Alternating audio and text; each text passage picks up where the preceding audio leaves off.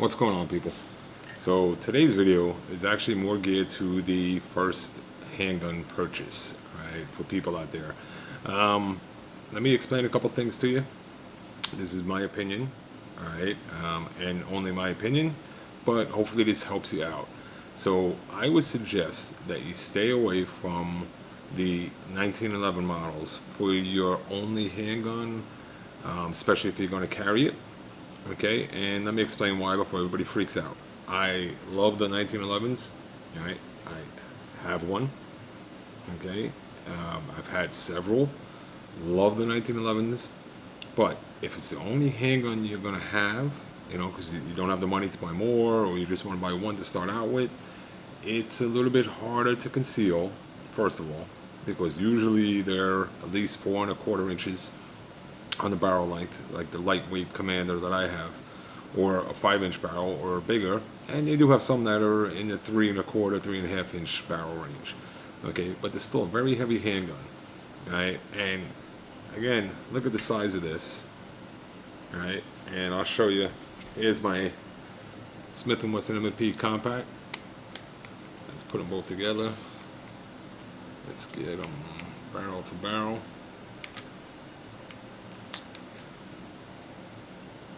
You can see the difference in the muzzles, right, and the grip length, as you can see right there.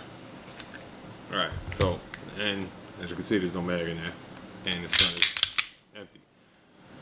Okay, so again, harder to conceal because it's so big. And again, this is the Commander size, so this is like the medium size one. It is heavier. Fantastic trigger. I think the best triggers out there are on 1911s. Shoots, this is a 9mm, shoots very light. Right, this thing is incredible when you're shooting at the range.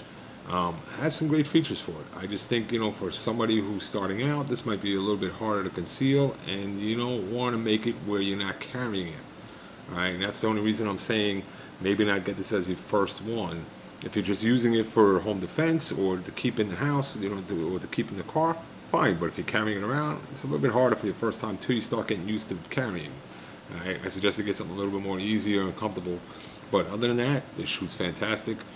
It's got this safety on the back here. Okay, so if this isn't pulled, and again I showed you that the gun was empty, nothing happens with the trigger, even though the hammer is back. Okay, and we're rack the slide again. Now, you see the trigger went because I pushed on this. Let's try it again. Okay, gun is racked. Nothing happens. I push on the bump, and you see fire. Amazing trigger on these things. Now this one I did have custom work done on it. I had the slide cut. I have the Ruger grips. These didn't come with it. I actually ordered these grips for it. Okay. And I'm actually thinking of getting the barrel tinned in black, so this way the black would go match this a little bit better on the Cerakote job. But anyway, it's not really about this gun, of what I've done to it. It's more about what you shouldn't carry for your first time carrying. Right? And again, it's my opinion, and I love this handgun. At the range, this thing is fantastic. It's probably one of the flattest shooters that I have.